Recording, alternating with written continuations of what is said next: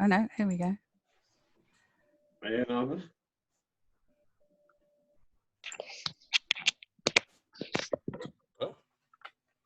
Okay, can everybody see the screen all right? Very good. Yeah. Do we mute or are you okay? Who can mute us all? I think. Paul? No, I'm happy for you to ask questions all the way through. We're such a small group; it doesn't matter. So it's entirely up to you. Go for it. Go for it. Okay. Well, tonight I thought I'd talk to you about contemporary glass engraving in Russia, because it's slightly different to what's going on in the rest of Western Europe.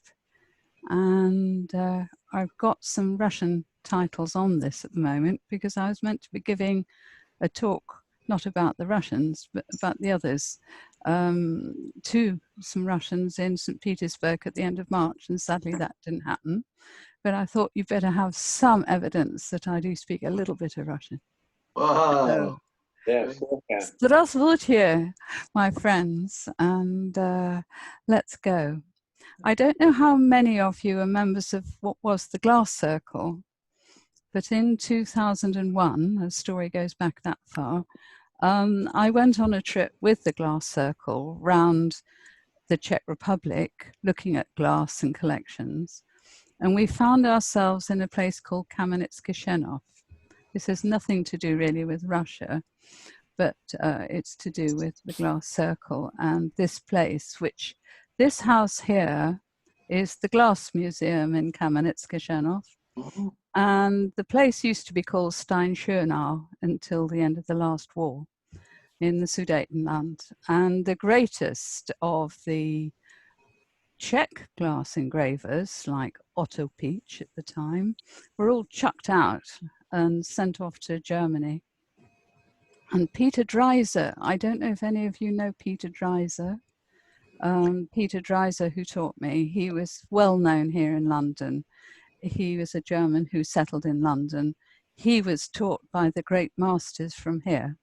And this is Peter striding down the high street of Kamenicky Senov to see the place where his great masters had come from.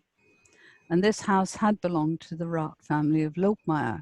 You may have heard of Lobmeier too in Vienna, the great glass dealers. Anyway, 2001 saw me there. And the person who was responsible for really getting me going with the Europeans was this chap here, Peter Rath, who is the owner, one of the owners of Lobmeier. And here he is at the 50th birthday party of Studio Glass, which happened in Frauenau in Germany. But Peter Rath is one of the real movers and shakers of European glass, particularly fine glass. And here down here is a photograph of one of his Triton chargers. It's the most beautifully engraved piece of glass. I'm a very happy owner of one of them. Sadly, its pair is in the Corning Museum of Glass. But anyway, Peter in the late 1990s was finding it more and more difficult to source really well engraved glass from the Czech Republic or Germany. He felt that the quality of the students was going down and down, and the interest in fine work was going down and down. And that's what his company desperately needed. So what he did was he started a triennial conference in Kamenicky Senov. Why there? Because it has the oldest glass school in the world, Kamenicky Senov. And he hosted one every 3 years and invited some 150 engravers from all over the world to come to it. And it was about a week long, and we had wonderful times. And everybody came who was interested from everywhere except, I would have to say, the Americas. They were the only ones that stayed away. Here's Pilvi Oyama from Estonia. She was an athlete who swam for Russia in the early post-war Olympics. She's a marvelous engraver. She's already in her 90s in this picture. You wouldn't believe it. This is Anne Dibka from Australia, Paddy Robinson, Arno Chanchik, from the Czech Republic, but all in the center here are a gang of Russians. Christian Schmidt from Germany, Anna Wenzel, and this chap here, Alexander Fokin. And I got to know all these Russians the moment I arrived very nervously at Prague airport, all on my own, and found that the person who'd been sent to greet me had given up waiting for my flight and gone home. And it just happened that this gang of Russians were all going to be put in a minivan and driven up to Kamenicky Senov, which is about 2 hours from Prague. And luckily, I'd just been learning Russian because my daughter had married a Russian and I'd spent 2 years learning Russian, so I could greet the family and talk to them easily. And they were so astonished. They said, "Oh, well, you must join us." And so we journeyed up to Kamenicky, and from then on in, we were good pals. And they were having difficulties by the 1990s. They had no difficulty getting into the Czech Republic, the Russians, because it was still not part of the EU, the Czech Republic. And we had no difficulty getting into the Czech Republic because it was opening up. So it was a magic moment for us all to get to know each other. Sadly, though, the Czechs weren't very pleased to see the Russians, so never made any interpreting arrangements. But this chap here, Fidel Ibrahimov, spoke French.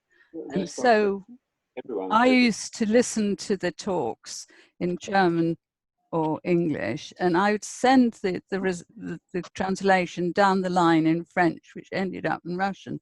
And so we had a lot of fun just with the languages. And here are the Russians. This is in the school, the oldest school, glass school in the world, founded in about 1850 in what was then Steinschönau. And here they are. These are the very best engravers in Russia, staggeringly talented. And they were very, very jolly. The two I'm going to talk to you about principally are Alexander Fokin here, Sasha, and Vladimir Makhovetsky, who's Volodya.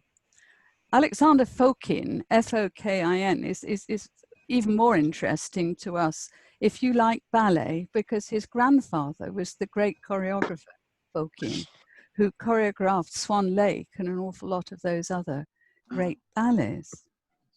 Anyway, that's a rather worse picture, but it does show that I was there. There I am in the corner. Anyway, I was expecting, I had no idea what to expect of the Russians in the way of their glass.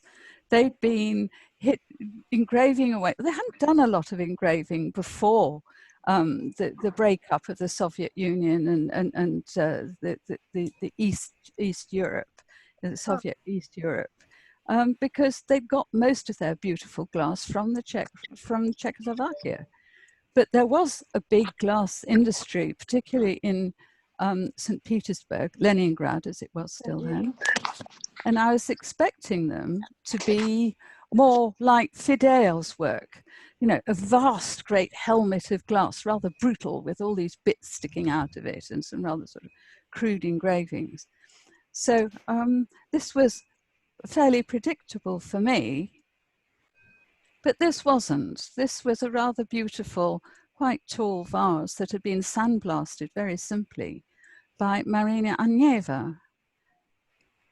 Really modern, rather Scandinavian in feel.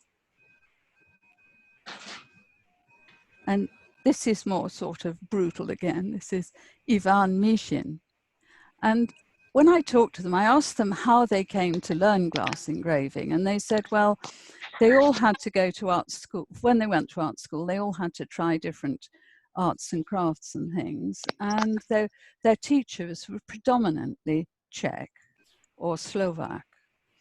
Some of them were Poles, but they didn't like the Poles. They had a big issue with the Poles for some reason. Anyway, Ivan did a lot of sort of trophy work and stuff, and he came out of Moscow. But most of their work was fairly predictably safe, pseudo post-Russian Revolution, a lot of it rather twee like this. This is Yelena Ivanova. pretty, but you know, compared with what's happening in the west of Europe, it wasn't anything to write home about. So there are the two, Marina and Ivana, and this is Alexander Fokin. So, can I help? Or is it all right? No? Anyway, here's Alexander. Alexander drew like an angel. He spent his entire time while he was there at this symposium drawing people's faces. He's a portrait engraver.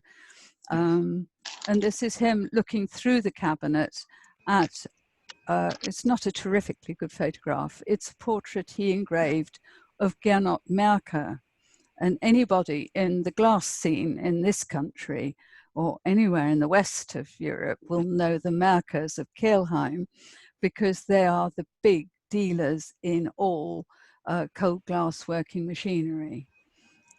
They also deal in hot glass work, but predominantly cutting and engraving is their thing. And Gernot commissioned this portrait. That's a better version of it. Wow. And you can see it's not at all Biedermeier in style or 19th century in style. He's used some really rather bold cuts and everything in it. He's got a very, very good grip on sculpture. And I can tell you, I can assure you, it's a very, very good likeness. Beautiful. Mm. Not such a good photograph, I'm afraid. It didn't blow up so well. But this is Kuznetsova. And the year he did this, last year, I mean, not the year he did this, last year he won the Shuvalov. Now, for anyone in Russia, they immediately know that's like winning the Turner Prize. And he won the gold medal from the Russian Academy of Arts. So it's a distinction that I think there wouldn't be in this country for even a glass artist to compete with anybody in the fine arts. This is another of his really impressive, massive portraits. It's 28 centimeters wide, which doesn't sound very wide, but when you think this is a good 10 mil thick float glass that he's cut it on, the sheet that he's engraved the portrait on is balanced in these casts, this cast that looks like her shoulders. It's absolutely masterful to think of how he manipulated the wheel to do all this carving on such a big, heavy, flat piece of glass. It's a titanic effort. And this was marvelous, in my opinion. Very simple, very modern. And he's not worried by the fact that when you run a line wheel or a mitre wheel through the glass and the glass is a bit hard, or you're running the wheel a bit too fast, you get all these little splits and splinters. But it's rather nice because it just means he's cut these expressively and in a hurry, these bits of hair. It's such a dynamic version of a modern portrait. Really, really fine. Carolus Hartmann is a collector from Germany, and he sponsored this portrait, and he got a very flattering one, frankly. But here he was very proudly sitting in front of it on the balcony of our pension where we all stayed. Again, it is a huge, great piece of glass to try and attempt a portrait on. Very, very impressive. Carolus also does a rather strange thing. Every year he publishes a list, an illustrated list of glass artists' signatures, which he says is to show everybody so they can check that the signature is correct on a piece of glass. So I said to him, but doesn't that show every faker in the world? how somebody's signature should look if they didn't know it. And he was a bit disgruntled when I disputed that with him, because there are a lot of people who are faking signatures. As recently as last year, I was asked by somebody from America who sent me a photograph to confirm that it was a piece of my work they bought in an auction.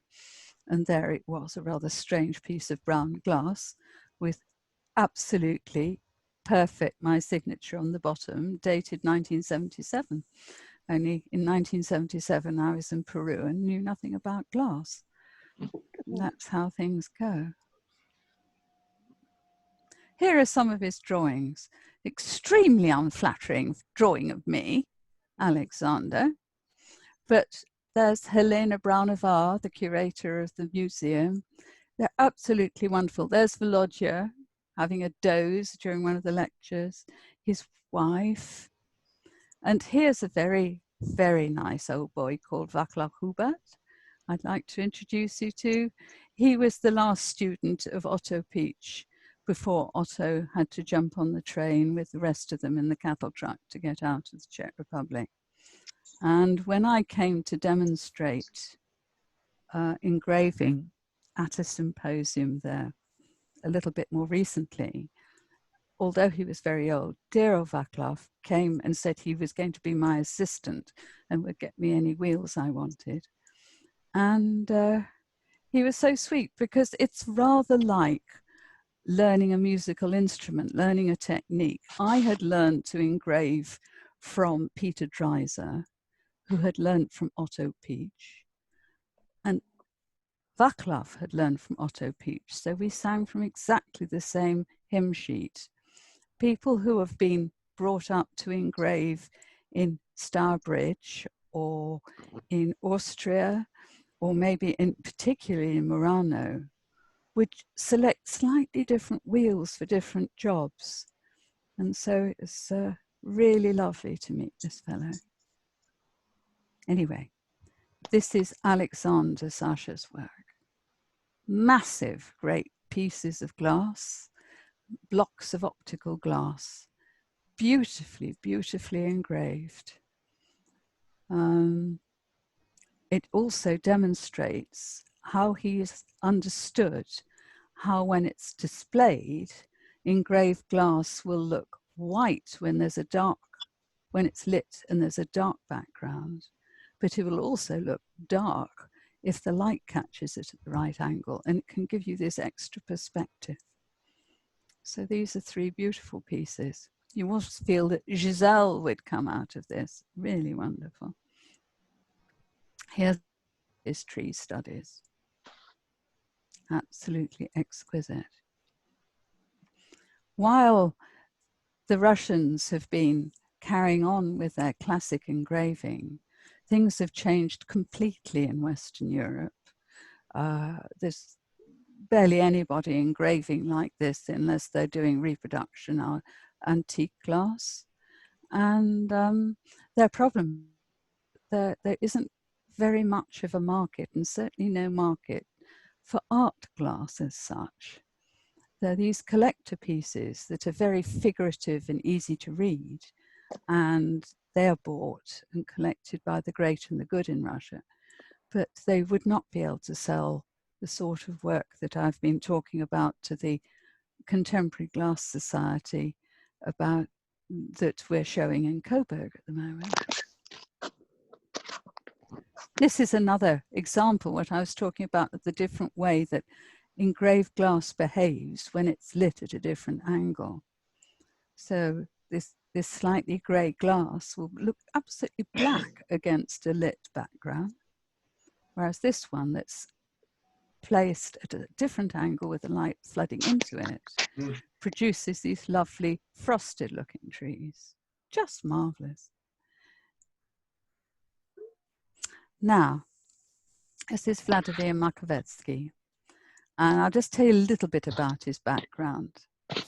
Alexander Fokin, the chap with the trees, comes from Nikolsk, which is a really ghastly industrial town somewhere down the Volga. He ended up there, like his parents. I think his grandparents eventually sent off towards Siberia and managed to stop at Nikolsk. But Vladimir, in 2002, it was still called Leningrad, but now St. Petersburg. And that's where he was teaching art in the art department at Leningrad University. And he had friends who were working in the physics department. And in the physics department, they were in the middle of what we call Star Wars. You know, there was a race to shoot people's missiles down from outer space. And some of the technology that was required was using lasers. I know a little bit about this because my son-in-law's father was one of the Russians who started developing lasers in Russia. Anyway, they realized that they could make a lot of useful equipment for the Star Wars using lenses and special stuff that was set in perfect crystal. But the problem was that there was nowhere in Russia where they could make absolutely faultless crystal. And it was only when the Chinese really cracked this market of absolutely flawless cast crystal that that started taking off. And it was Vladimir and his friends who were developing this whole idea of when you fire two lasers through this flawless glass, where they intersect, they cause a fracture. And using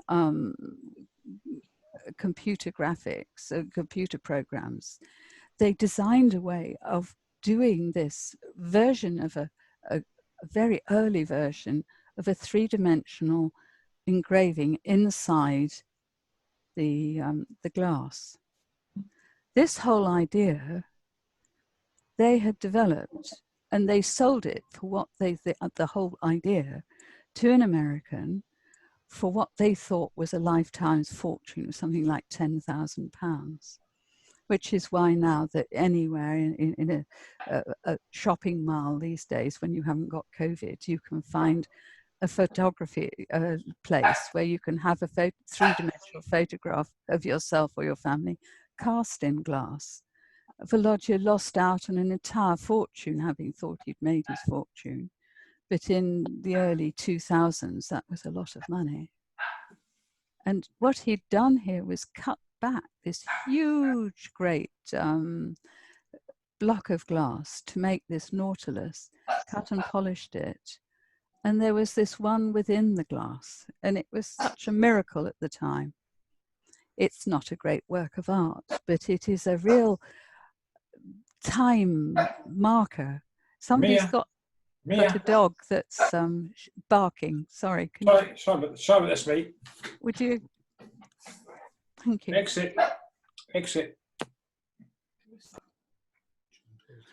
This is another piece of Vladimir's work. He found that nobody really wanted his sculptural stuff. He has this marvelous studio. Do any of you know St. Petersburg or Leningrad? In the center, just off the Nevsky Prospect, there are these huge, great apartment blocks, sort of turn of the century, going up for about sort of 12 stories in a great square. And in the center is always a little house where the gatekeeper or the concierge used to live.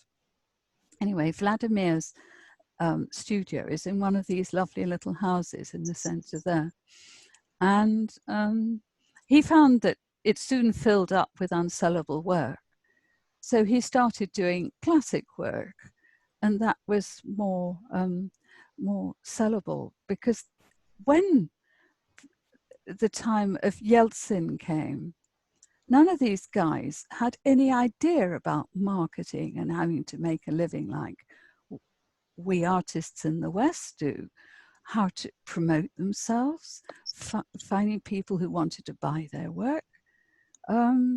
So it was a real uphill race before, and hand to mouth, before they starved. And he soon learned that the thing to do is to go classic, which is entirely what's not happened here in the West. but it is more or less an indication of how they've managed to survive. This piece is called Chain, and I think we would possibly have called it the Cycle of Life, but all beautifully engraved, and still this rather heavy idea of a base. Very strange, very different from anything we do. So I've shot through Russian engravers on glass, but I thought what I might do is show you, because he's shared with us a whole series of time-lapse photographs, how he goes about engraving panels of glass. He was recently commissioned to do a vast, great dining room lined with engraved panels with lighting behind them.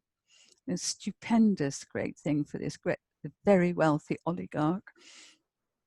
And of course, the one thing that all the Russians who have money want is to be a little Tsar. They want to be just like the old Russia, just like their president does too. And so this is the style that's acceptable there.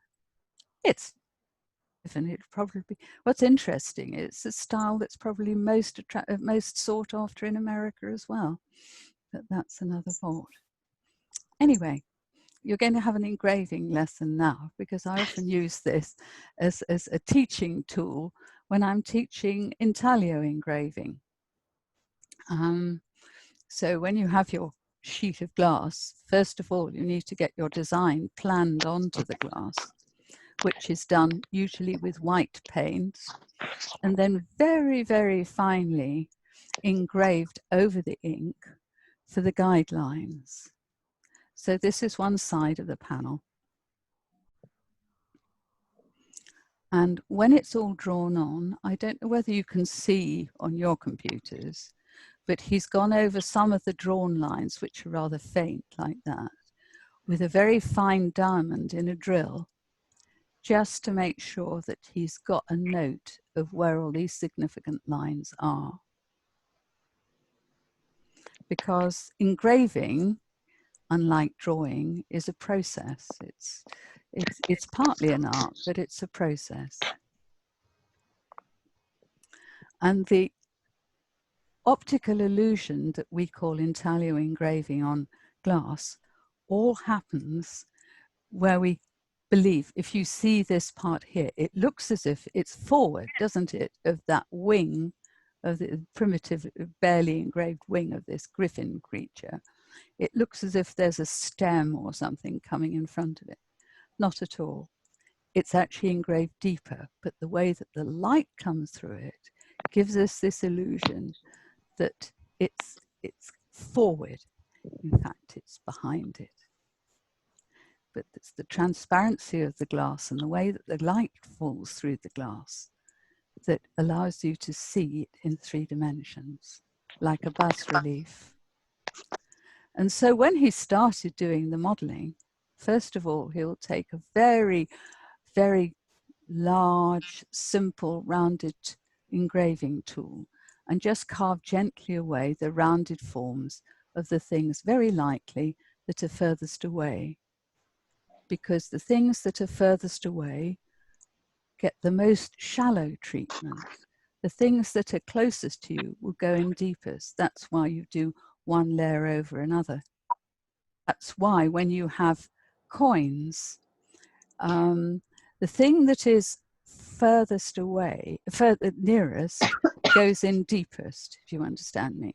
So if you were to do a full-face portrait, you would get the tip of the nose would be the deepest part, which if it were on a coin would be disastrous. It would get filled up with muck all the time. You don't want the Queen's nose full of muck all the time, which is why she is always seen literally in portrait, as we call it. It's in sideways on. So anyway, he's just done a bit of the wing and he's brought a bit of the stalk across here. And he's done a little work, fine work, working out how he's going to treat the sort of foliage. And now he's started to do the stalk of this piece.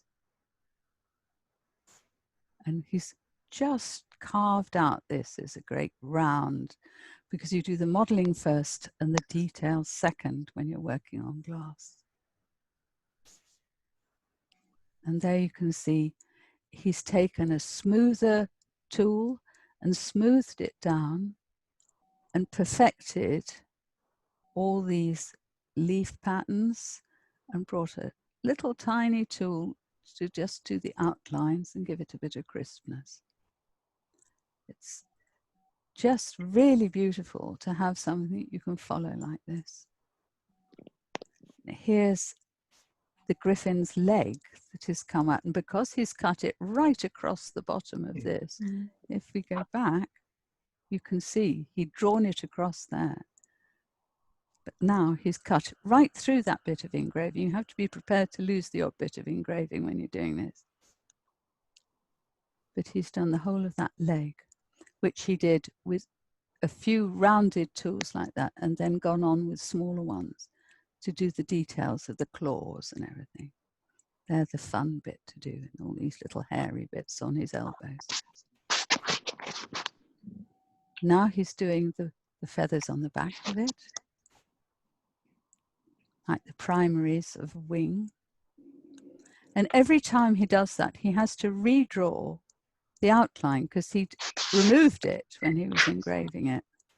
The easy thing is, though, that once you've got an engraved surface, you can draw on it with pencil. And there you can see a really rough bit of engraving. Do you see how sort of bumpy it looks? Well, that's because he's used a very coarse stone wheel just to engrave out the rounded bit of the main part of the body.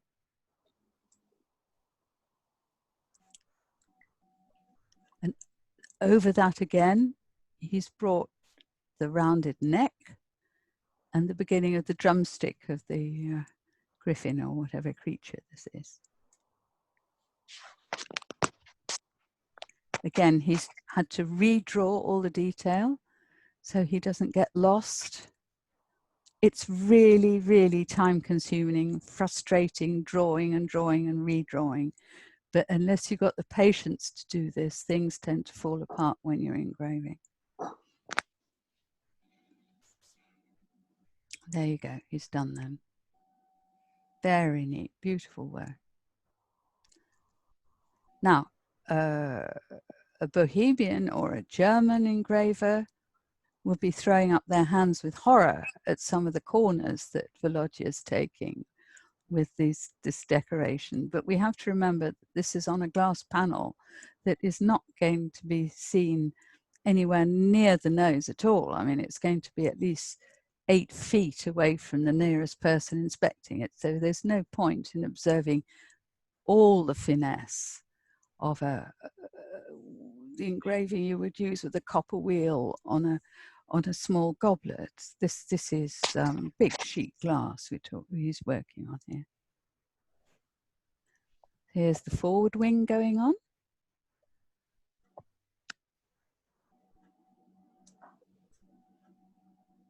And he's worked out which feather to start with first, and then to bring the next one over and next one. And then he will engrave that layer of feathers, and then he'll engrave this lot last. There you can see the forming of them, the sort of roundness. Some of this lovely work coming along. There. Isn't that lovely? Beautiful, with all these little bits of delicate. And the whole point of these little bobbles and bits is so that the light catches them and decorates them so beautifully. And you do wonder how many times the oligarch will ever look at this fabulous work. There he goes. He's done the head. Beautiful work. And all this.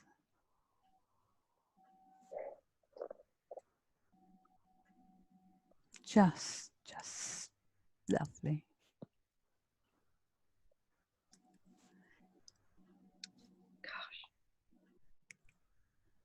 And you see the way the leg has come over this bit of the tail.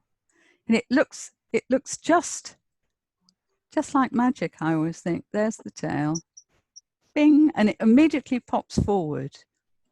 And so many times, the first time that a student engraves like this and actually achieves this, they almost cry with excitement, because it's such a magic moment when this happens, this optical illusion of intaglio.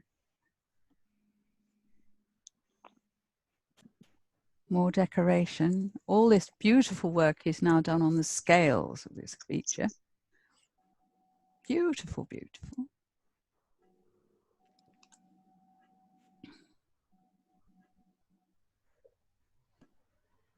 There we go.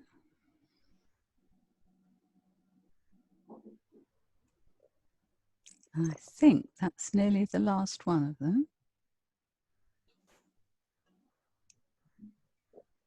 So that was the pair. This is the other creature on the other side of the panel. And if I go back, I sort of undo it. I'll just do it quickly like a film, just so you can see it developing. It's just amazing. I think if we were sitting in a theatre, we would be standing and applauding him. And this is the rest of the panel that he's got to do. And he had to do 18 of these panels. Just impressive. So amazing. And he can just about afford the gas to keep his studio warm. And he's not as fit as he was. I mean, those photographs I had of them, that's 20 years ago now. So we're none of us any younger. And they're fascinated with what's happening in the West, but can't do it or sell it. And we're fascinated by how they can continue with this classic style. And that's the end of it. Has anybody got any questions? Have I gone too fast? Are you happy, or do you want to see any of the pictures again? Very happy. I have to say, brilliant. Yes. Absolutely brilliant. Thank you. Wonderful. Absolutely spellbound. I think, Katharine, you've explained to me a lot of the techniques. It's been really a very good talk. I admire the way you put it across. Thank you. Absolutely. Well, I certainly didn't want I think plenty of people have probably gone to sleep by now. Don't think so. No No. way. Brilliant. Absolutely brilliant. Yeah, absolutely brilliant. Thank you very much. Oh, not at all. Well, maybe one day we'll get them to come over here, find a way of having them show their work here in London. That would be marvellous. Fantastic. I was hoping, I was invited at the end of at the end of March to a conference there to talk about what was happening in the West at a conference on glass engraving at the Hermitage and Glass Museum. And I was hoping desperately that I'd be having a chance to meet the Minister of Culture and get them to sponsor some sort of exhibition over here in London so that we could see some of this amazing work. If you ever do go to St. Petersburg, there is a new glass museum, by the way. It's not been there very long. It opened in 2010, and it's on the Yelagin Island. It's an island that used to be where people used to go and have picnics in the summer.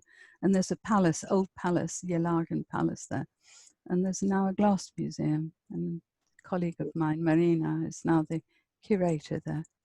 So Which island was it? Yelagin. Elagin, but they always, if anything's spelt with an E, they call it Yelagin.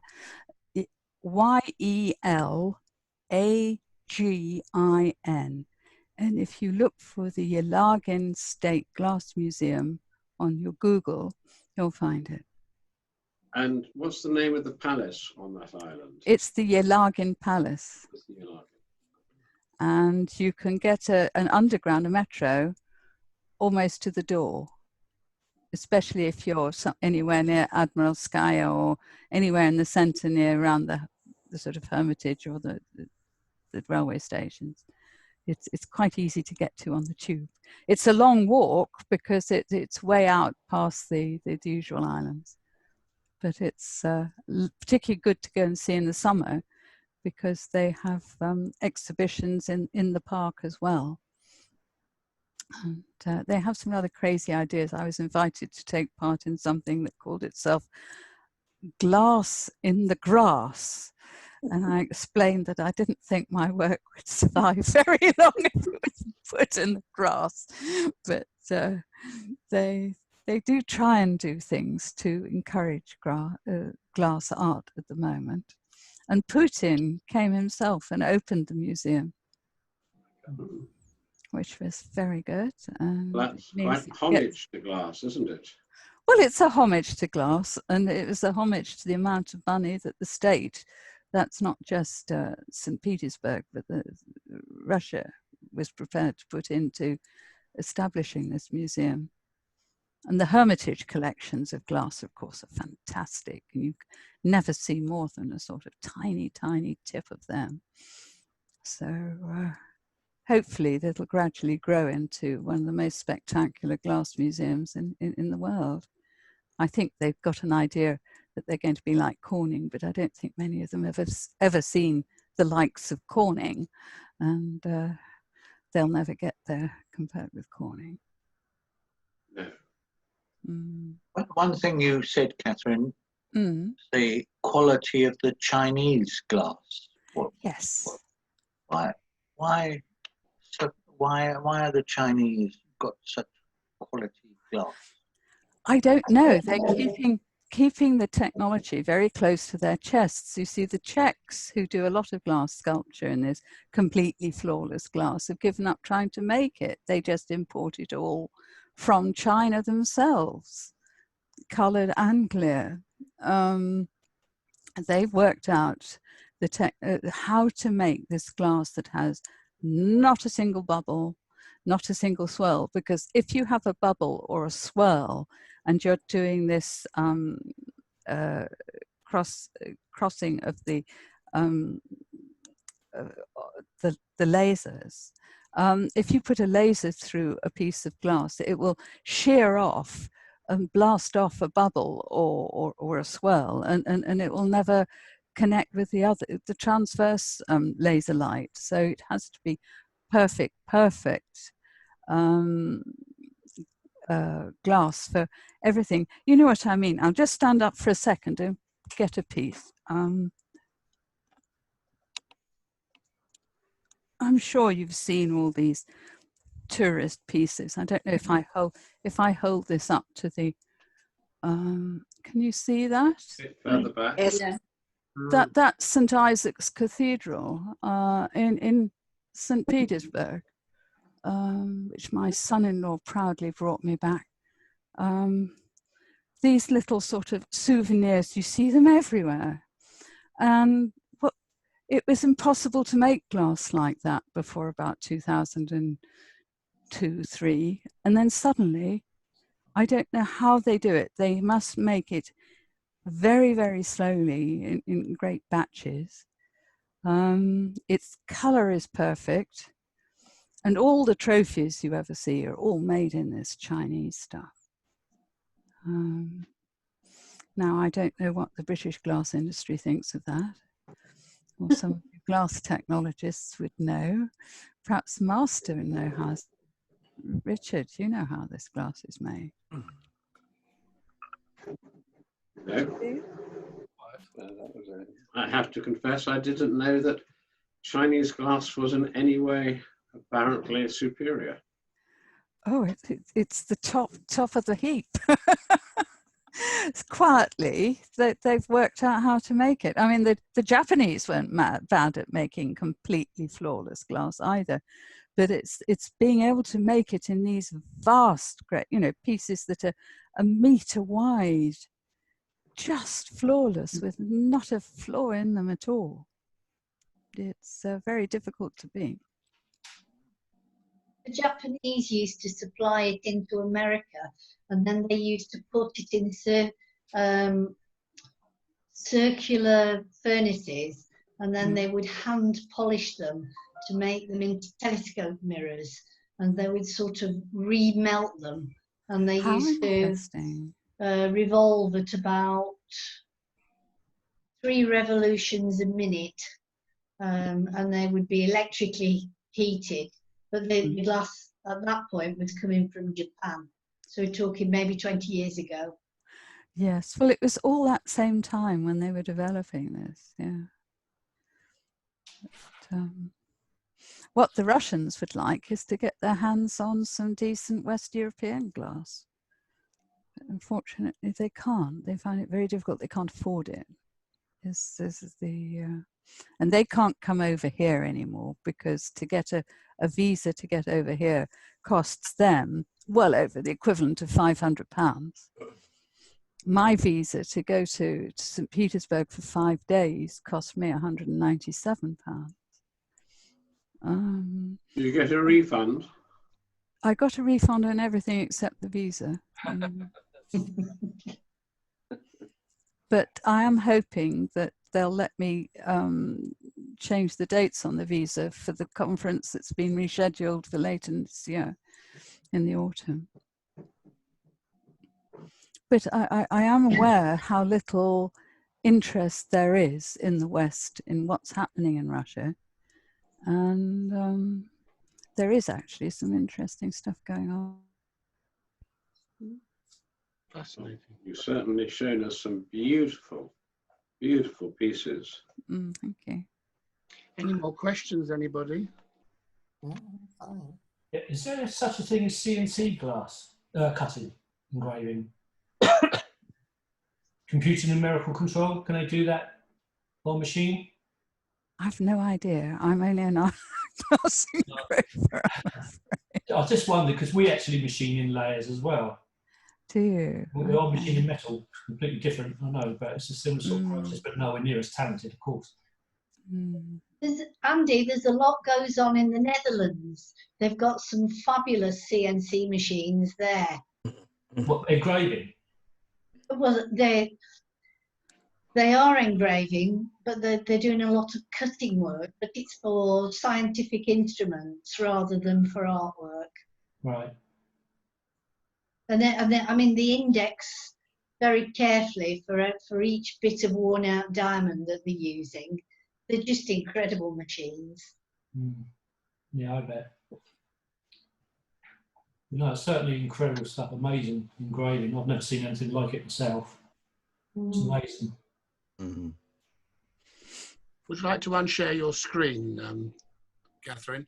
Oh, certainly. Sorry. There we go. Oh, lovely. Alistair, you've been very quiet there tonight. I've just been fascinated, to be honest. I thought you were going to start an engraving studio at the Ruskin. That's been brilliant. Amazing, isn't it?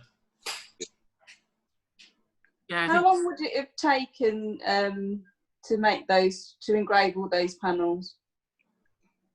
All of them, I think probably 6 months or so. That's good going, though, isn't it? Yes. Yeah. But you don't hang around. Quite often he will bring in colleagues who are all right to do the sort of basic modelling or to do the sketch, you know, the transfers on.